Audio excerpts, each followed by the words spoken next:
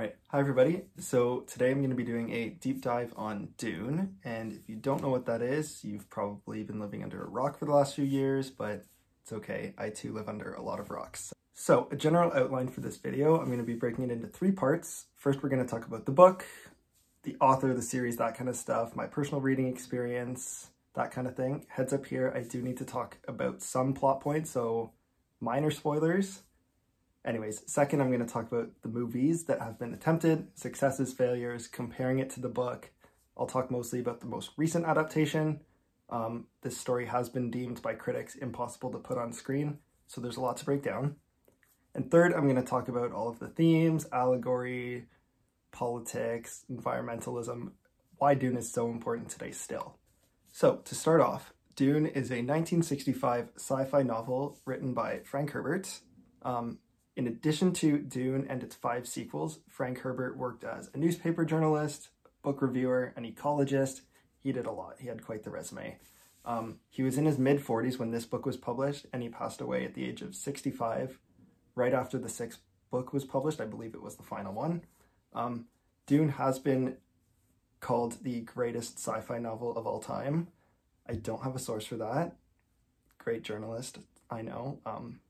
But enough people have said it that it's pretty easy to believe. You can think of this as the Lord of the Rings of sci-fi. It kind of had the same influence on the genre that Lord of the Rings did for fantasy. So Dune does have 5 sequels. As you can see here, they were published about 3, 4, 5 years in between each one. Here's some more numbers for you. As you can see, the first book, Dune, is significantly longer by word count than many of the others. It definitely works as a standalone. You don't need to carry on with the series. You finish Dune feeling pretty satisfied, but there are some loose strands hanging so that the author could carry on. Also important to know, after Frank Herbert passed, after finishing Chapter House Dune, his son carried on the series, franchise I guess we can call it, because the story was done supposedly. I don't know too much about those other books other than they supposedly weren't too well received. But as a journalist, it's important to know that when people in present day are talking about Dune, they're likely just talking about this first book and the most recent film. So my edition is just under 800 pages with about 100 pages of stuff at the end. So there's notes, a glossary, index, some maps, all that fun stuff. And that's exactly why Dune is often critiqued as being dense and difficult to read. You're very much just dropped into this world in the first chapter and told, hey, here's a glossary, figure it out as you go. So for reference, these are all of the people with weird names, terms with weird names, weird place names that you get and you should know from the first chapter. I'm gonna let that sink in. Fun fact, this book is pretty popular on TikTok. There's a challenge going around where people try to read it in one day. I think it's about 20 hours on audiobook, so it's doable, but I think it's a terrible idea. Most of those videos ended with people in tears. Now that you've been intimidated like I have, what is Dune actually about? Let's get into the plot. So, we're set in a world where various noble houses are controlling planets and their resources. Our main character is 15-year-old Paul. He and his family, the Atreides family, have just accepted the insanely challenging task of moving to and controlling the desert planet Arrakis, aka Dune. Dune is very important because while it is near Dune is pretty important because while it is near Dune is a desert planet, so it is near Dune is a desert planet, so it is nearly inhospitable. Got it. It is the only planet where you can find spice. Spice is a drug that extends life and enhances mental abilities. It also assists in space travel, stuff like that. So it's pretty important to be the family coming to control this planet. Meanwhile, Paul is no normal boy because his mother is part of the Bene Gesserit, probably pronouncing that wrong. But anyways, the Bene Gs are a group of women who have been training mentally and physically for generations so that they can one day give birth to a boy with extreme mental superpowers. Just gonna jump in here and add that what sets Dune apart from fantasy and makes it sci-fi is that there are a lot of biological and psychological explanations for why stuff happens. So the Bene Gesserit have been training themselves for generations so that one day their gene pool will be strong enough that it can contribute to what makes the chosen one so strong. They call this the, I'm not going to try and pronounce it, this one. Paul is this one. And if that wasn't super clear, the Bene Gesserit are only women. They only keep their female babies just to keep this tradition going. So it's a pretty big deal that Paul's mom, the Lady Jessica, was confident enough to keep Paul because she really felt like this was the one. Meanwhile, their rival family, the Harkonnens, are the villains of the story, as you will. They're trying to eliminate the spice drug and have it be blamed on the Atreides family just to destroy their reputation. That's pretty much all I can tell you about the plot without making you lose your mind. Here's a little bit more about the story from my personal experience. I didn't know a lot of that going in. I tried to go in as blindly as I could just to, maximize my reading experience. And I actually really liked this book a lot more than I expected to. I had just finished reading Lord of the Rings recently, and just the writing was... This I liked a lot more. Perhaps one of the reasons why I really liked it is that it's written in third person omniscient. So for example, there is a dinner party. It's like a 30-page long chapter, and you kind of go around the table getting everyone's thoughts. There's some really interesting intrigue and suspense that comes from that because you as the reader know what everyone's thinking and you know what everyone's plotting. There really isn't a viewpoint character for every chapter. It's just whoever the author feels like telling you about. So that leads me into the epigraphs. If you don't know what an epigraph is, it's like a little quotes, blurb, passage from other works that the author will put in beginning of a part, beginning of a chapter, just to kind of like tell you the themes or like foreshadow something. So in Dune, there's a little blurb at the beginning of each chapter from the perspective of Princess Irulan. She doesn't come in until the very end. So you're kind of just wondering, like, who is she? Why does she know so much about Paul after the story? But it's just kind of there to foreshadow and keep you reading. But at the same time, the author straight up tells you a lot of like the plot twists before they happen. I read a lot of modern day like epic fantasy where authors really try to reveal stuff and have plot twists like hit. There was none of that in Dune because the author would straight up tell you when something was going to happen before it happens. So for example, we know that as the reader, there is a traitor from the Harkonnen family who has infiltrated the Atreides home. The family is kind of like, is it our doctor? Is it our scientist? Is it one of our political allies? You as the reader know it's the doctor. Like, he straight up tells you in the epigraph before it happens. So there's some very interesting suspense that happens because you as the reader are just waiting to see how the main characters are going to find out about the double agent.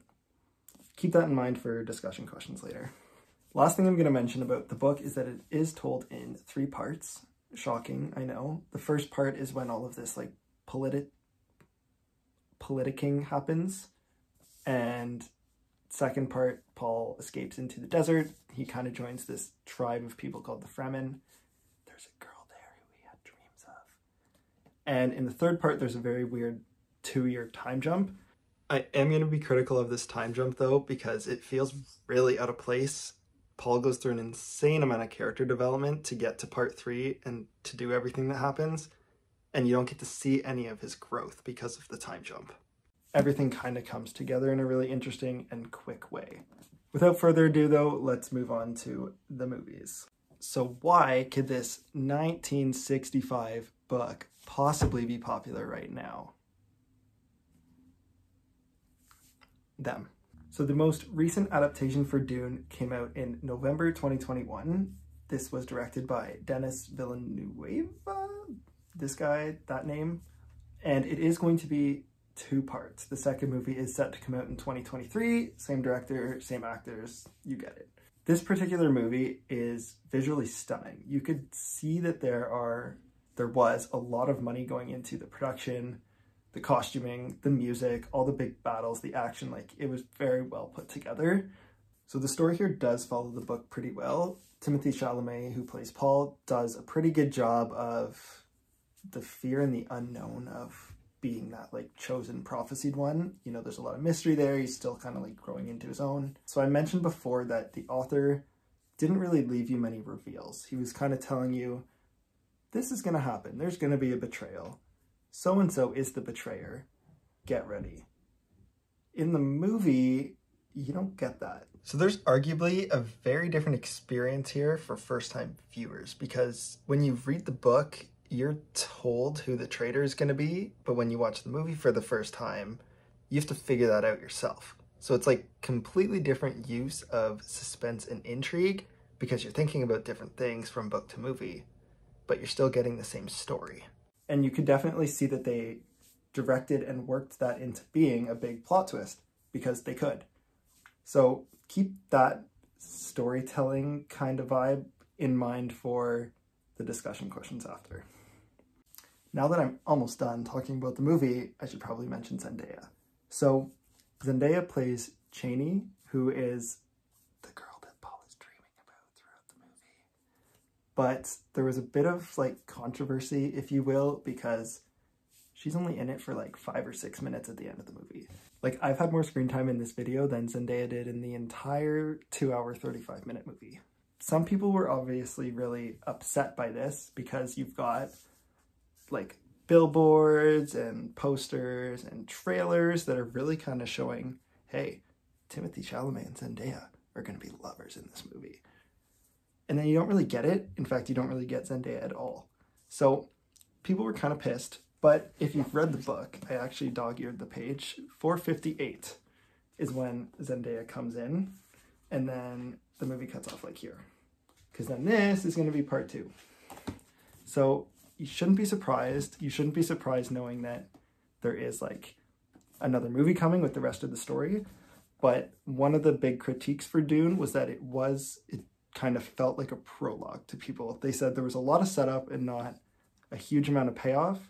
So again, like part 1 of 2, you should expect that, but some people were left a little unsatisfied, especially Zendaya fans.